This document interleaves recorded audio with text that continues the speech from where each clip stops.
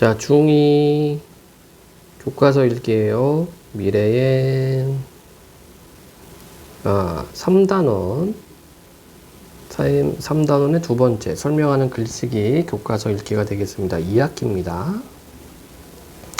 자, 글쓰기이기 때문에 여기서 우리가 생각해 볼 게 쓰기 과정.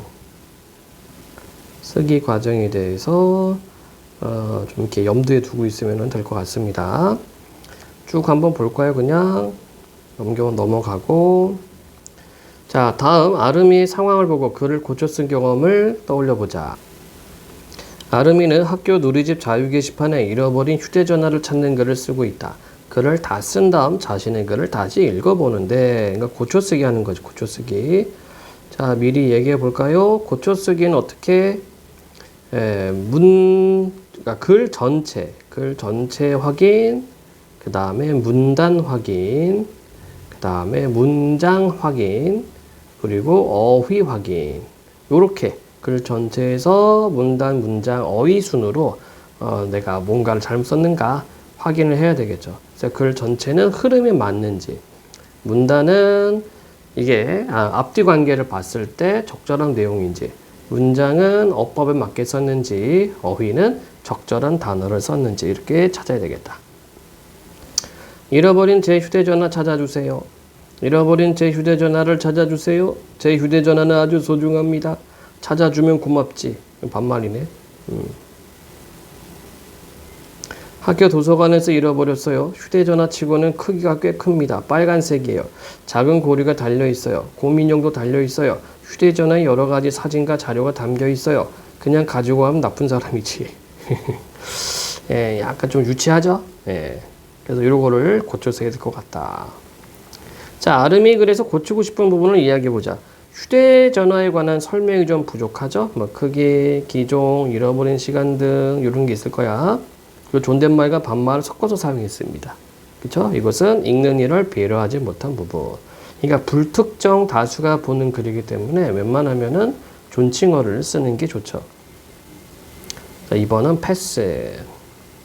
자, 계획하기라고 되어 있는데 먼저 생각을 해볼게요. 그래서 앞에서 글쓰기 과정 중요하다고 얘기를 했는데 이거 굉장히 뭐라 해야 되나? 너무 당연한 것들이 당연한 순서라서 여러분 잘 한번 생각해 보세요. 먼저 글쓰기를 하기 위해서는 첫 번째 계획하기를 하죠. 당연히. 계획을 세워야지 글을 쓰지. 그러면 계획할 때 뭘 하느냐? 예, 주제를 생각합니다. 뭘 쓸까? 그리고 내가 이거를 왜 쓸까? 목적도 생각해 보는 거고요. 그 다음에 누구한테 보여줄까? 예상 독자도 생각을 해야 되고, 그 다음에 매체 어디다가 글을 쓸까? 이것도 정해야 돼요. 뭐 교재에다가 실린다든지 아니면 블로그에 올린다든지. 그래서 계획하기 단계에서 주제, 목적, 예상 독자, 매체를 선정하자. 자, 그 다음 두 번째 단계에서는 내용 마련하기가 되겠죠.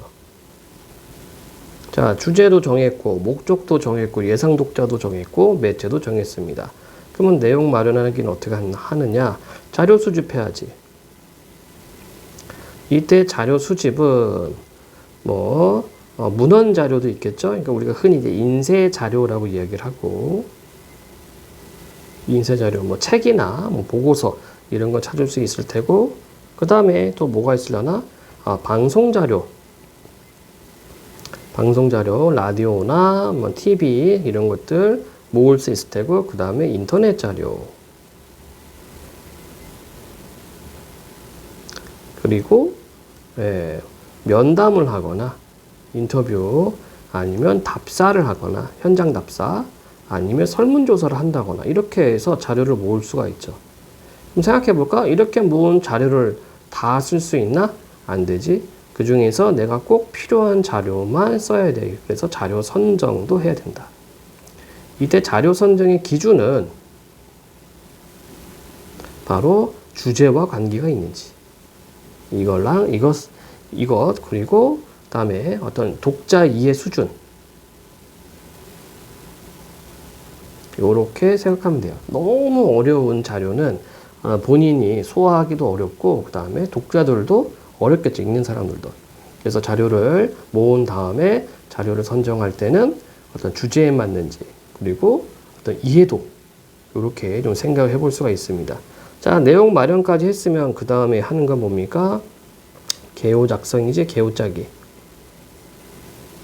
그래서 목적에 맞게 개요를 짜주면 되겠죠. 뭐 처음, 중간, 끝이나, 예. 처음, 중간, 끝, 뭐 이렇게 하거나, 아니면 서론, 본론, 결론 이렇게 하거나. 자, 그 다음에 하는 게 뭐예요? 그 다음에 하는 게. 그 다음에 하는 게 표현하기. 그래서 개요에 맞게 글을 작성하는 거. 이게 초고죠. 초고. 처음 쓰는 글. 자, 다 썼어. 그 다음 하는 게 뭐니? 고쳐쓰기입니다. 위에서 얘기했죠. 고쳐쓰기 과정. 먼저 글 전체 수준에서, 그 다음에 단락 수준에서, 문장 수준에서, 어휘 수준에서 이런 식으로 고쳐쓰기를 진행하면 되겠다. 자, 그럼 아래 내용 계속 보도록 해볼까요? 계획하기. 평소에 궁금했던 내용을 조사하여 설명하는 글을 쓰기로 한 현태는, 이게 목적이야, 목적. 설명하려고 하는 게 목적입니다. 반 친구들, 얘가 뭐니? 예상 독자. 반 친구들도 재미있게 읽을 만한 주제로 무엇이 있을지 생각해 보았다. 나는 사람의 신체 기관에 관심이 많아. 그 중에서도 콧구멍이 2개인 까닭이 궁금해요. 재밌겠네요. 친구들에게 그 까닭을 알려주면 글을 쓴다며 재밌게 읽겠지? 그래, 콧구멍이 2개인 까닭을 설명하는 글을 써보자. 자, 주제랑 목적을 정했습니다.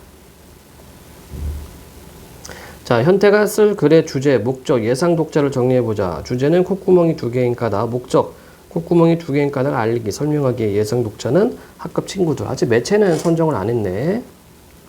자, 내용 선정하기. 자, 위에서 말한 것과는 약간 다를 수는 있어요. 교과서마다 편차는 있지만 먼저 자료를 수집하고 수집한 자료 안에서 자료를 선정한 다음에 자료를 선정하는 거, 이걸 다 내용 선정하기라고 한다. 자, 코에 관련해서 감기에 걸려 코가 막혔을 때 한쪽이 뚫리니까 숨쉬기가 한결 나아져서 자기 경험. 개의 후각은 사람보다 60배 이상 발달해 있다. 자, 인쇄 매체, 인쇄 자료. 콧구멍이 2개인 까닭은 구멍에서 발견한 과학, 역시 책. 그 다음에 땡땡병원 누리집, 내 몸 둘러보기. 자, 인터넷 자료. 코는 얼굴에서 태어나 바깥 코와 그 내부를 구성하는 코 안으로 백과사전, 이렇게 자료를 모았네. 현태가 찾은 자료 가운데 주제를 드러내는데 적절하지 않은 것을 고르고. 그럼 뭐가 돼요? 이거지, 이거다. 개와 관련된 거. 그 까닭을 말해보자. 자, 콧구멍이 2개인 이유를 말하려고 하는데, 개의 후각은 사람보다 60배 더 발달되어 있다. 맞지가 않죠? 주제에 맞지가 않아. 그럼 얘는 삭제. 현태가 찾은 것 외에 추가하고 싶은 자료를 말해보자. 콧구멍이 2개인 다른 까닭. 코를 건강하게 관리하는 방법. 사람과 동물 코의 공통점과 차이점, 이런 것들도 충분히 해볼 수가 있겠다. 자, 그 다음에 이제 내용 조직하기죠. 내용 조직하기가 뭐니? 위에서 얘기했던 개요 짜기가 내용 조직이다. 그래서 설명문이기 때문에 처음, 중간, 끝 이렇게 구성을 했어요. 처음 부분. 주제는 콧구멍이 2개인 까닭이고, 처음 콧구멍이 2개인 까닭에 관한 의문. 자, 설명문이니까 당연히 설명 방법도 염두에 둬야 되겠다. 그치? 자, 코의 구조, 바깥코, 콧등, 콧볼에, 콧끝, 콧구멍, 콧방울, 코완, 코중격, 코선반, 코천장. 그래서 여기는 분석적 방법을 쓰면 되고, 코의 기능, 숨쉬기, 사람과 동물의 몸에서 호흡을 담당한다. 이건 비교적 공통점이니까. 숨쉬는 과정, 한쪽씩 번갈아서 숨을 쉰다. 콧구멍이 2개인 까닭. 냄새 맡기, 후각세포 예민함, 쉽게 피로해진다. 콧구멍이 2개인 까닭. 이물질로부터 보호하기, 목소리 차이 만들기 등등. 그래서 공통점과 차이점이 있을 거고. 근데 이렇게 놓고 보니까 어때요? 디귿과 리을은 코의 기능은 맞지만 콧구멍이 2개인 까닭과 관련이 없으니, 즉 주제와 관련이 없어. 그래서 디귿과 리을은 삭제, 이렇게 생각을 하는 거죠. 코에 관한 속담, 내 코가 석자, 다 된 죽에 코 풀기, 안 되는 사람은 뒤로 넘어져도 코가 깨진다 등 예시. 끝부분으로는 코를 건강하게 관리하는 방법, 이렇게 해놨다. 자, 이렇게 해서 개요를 짰어요. 내용을 조직했다. 이제 뭐 하면 됩니까? 이거에 맞춰서 표현하기 하면 되겠지. 그치? 자, 표현하기 초고. 콧구멍은 왜 두 개일까? 감기에 걸려 코가 막히면 제대로 숨쉬기가 어렵다. 그런데 양쪽 콧구멍이 다 막혔다가 한쪽이라도 뚫리면 한결 숨쉬기 편하다. 그래서 콧구멍이 두 개인 걸까? 의문. 코의 구조와 기능을 살펴보면서 콧구멍이 두 개인 까닭을 알아보자. 자, 이렇게 처음에 문제 제기를 했어요. 코는 크게 바깥 코와 코 안으로 나뉜다. 바깥 코는 콧등, 콧부리, 코끝, 콧구멍, 콧방울로 이루어진다. 자, 분석. 코 안에는 안쪽 공간을 좌우로 나누는 코 중격이 있고 더 안쪽의 윗부분에 세겹으로 된 선반 모양의 칸막이인 코 선반이 있다. 구조. 코 선반은 밖에서 들어온 공기를 체온과 비슷하게 만들어 온도와 습도를 조절한다. 그래서 이 부분에서는 코의 구조에 대해서 설명했어요. 다음으로 코의 기능에 관해 알아보자. 사람과 동물의 코는 호흡을 담당하는 신체 기관이다. 숨쉬기를 효율적으로 하기 위해 사는 환경에 따라 콧구멍의 모습도 다르다. 추운 지방에 사는 사람의 콧구멍은 더운 지방에 사는 사람의 콧구멍보다 크기가 작다. 낙타는 효율적으로 숨을 쉬기 위해 콧구멍 크기가 크고 모래바람을 막아주기 위해 콧구멍을 닫을 수 있다는 점에서 사람과 다르다. 이건 대존에 다르다고 했으니까. 따라서 코는 숨을 쉬는 중요한 호흡기관이다. 코로 숨을 쉴 때 체온보다 낮은 공기가 몸 안으로 들어오기 때문에 숨을 쉬는 동안 콧구멍의 크기가 줄어든다. 그렇게 되면 숨쉬기가 어려울 텐데 실제로는 별다른 문제가 생기지 않는다. 왜냐하면 두 개의 콧구멍을 번갈아 가며 숨을 쉬기 때문이다. 많은 사람이 양쪽 콧구멍으로 동시에 숨을 쉬고 있다고 생각하지만 실제로는 콧구멍 한쪽씩 교대로 숨을 쉰다. 자, 그래서 코는 냄새를 맡는 기능도 한다. 코의 두 번째 기능. 냄새를 맡는 후각세포는 아주 예리해서 쉽게 피곤해진다. 지독한 냄새가 나는 공간에 들어가도 금방 그 냄새를 느끼지 못하는 까닭도 코 안에 있는 후각세포가 금세 마비되기 때문이다. 그렇기 때문에 왼쪽 콧구멍과 오른쪽 콧구멍이 번갈아 가며 냄새를 맡아 피로를 방지하는 것이다. 그래서 콧구멍이 두 개인 이유가 있죠. 우리의 콧구멍이 두 개인 것도 바로 이 때문이다. 즉 호흡 그리고 냄새 이것 때문에 콧구멍이 두 개라고 지금 설명했습니다. 지금까지 코의 구조와 기능을 살펴보고 콧구멍이 두 개인 까닭을 알아보았다. 그 과정에서 우리는 코가 중요한 신체 기관임을 알게 되었다. 그러므로 규칙적인 운동, 균형 잡힌 영양 섭취, 충분한 수면, 실내 환기, 습도 유지 등을 통해 소중한 코를 건강하게 관리하는 습관이 필요하다. 이렇게 되어 있죠. 자, 현태가 계획한 대로 적절한 설명 방법을 사용하여 글을 쓰느니 말해보자. 코의 구조를 구성 요소로 나누는 분석의 방법은 적절. 낙타와 사람의 콧구멍을 비교, 대조 방법으로 서술한 것은 적절. 자, 고쳐쓰기. 아까 얘기했다시피 고쳐쓰기 전구 항목은 이렇게 보면 됩니다. 글 전체 수준에서 점검.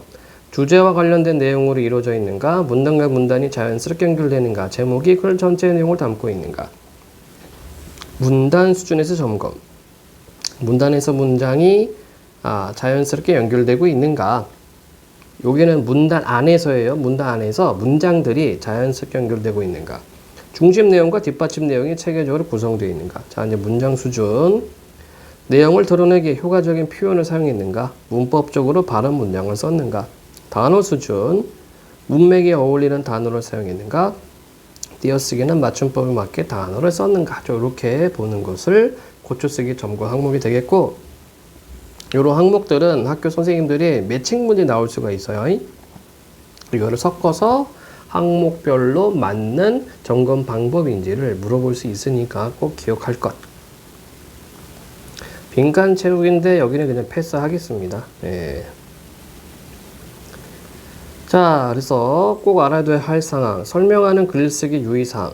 객관적이고 정확한 정보를 바탕으로 하여 설명하라는 대상을 간결하고 쉬운 문장으로 설명해야 당연하죠.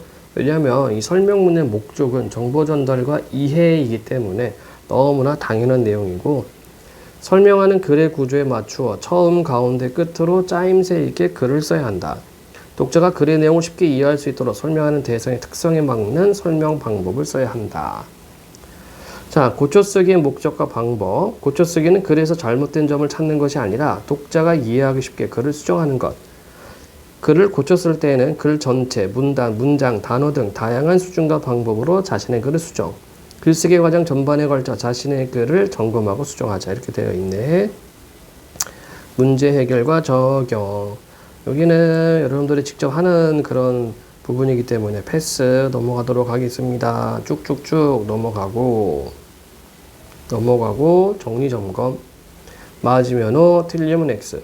글쓰기를 계획할 때는 글의 주제, 목적, 예상 독자를 고려해야 된다. 띵동. 글의 내용을 조직할 때는 설명할 대상의 특성에 맞는 설명 방법을 생각해 볼 수 있다. 띵동. 고쳐쓰기는 글의 잘못된 점을 찾아 비판. 땡.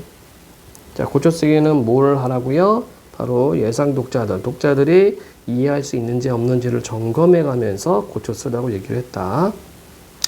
자, 빈칸에 알맞은 말쓰기, 문맥, 단어, 주제, 독자 맞춤법. 설명하는 글을 쓸 때는 설명 대상에 맞는 적절한 방법을 사용하여 독자가 이해하기 쉽도록 글을 써야 한다. 이게 목적이죠. 글 전체 수준에서 점검하여 고쳤을 때는 주제에서 벗어난 내용이 있는지 살펴본다. 이게 이제 기준이 되는 거야. 이걸 내용을 삭제해야 되는지 아니면 고쳐야 되는지 그것은 이제 주제를 기준으로 판단하면 되고, 단어 수준에서 점검하여 고쳤을 때는 문맥에 어울리는 단어를 사용했는지 띄어쓰기는 맞춤법에 맞게 단어를 썼는지 점검해야 된다. 이렇게 되어 있습니다. 어휘력 높이기. 바로 그냥 볼게요. 나중에 더 보탬 추가, 깎아 없애거나 지워버림 삭제, 간결하게 추려낸 주요 내용 개요. 긴 글을 내용에 따라 나눌 때 하나하나의 짧은 이야기 토박 문단. 자, 코와 관련한 관용 표현, 속담 또는 관용 표현. 코가 높다, 코가 꿰이다, 코가 납작해지다. 속담이 아니라 그냥 관용 표현만 있네. 자, 몹시 무안을 당하거나 무안당한다, 창피당한 거죠. 기가 죽어 위신이 뚝 떨어지다, 코가 납작해지다. 잘난 체하고 뽐내는 기세가 있다, 코가 높다. 약점이 잡히다, 코가 꿰이다. 자, 또 뭐가 있어요? 코가 땅에 닿다, 머리를 깊이 숙이다. 코가 빠지다, 근심에 쌓여 기가 죽고 맥이 빠지다. 코 묻은 돈, 어린아이가 가진 적은 돈.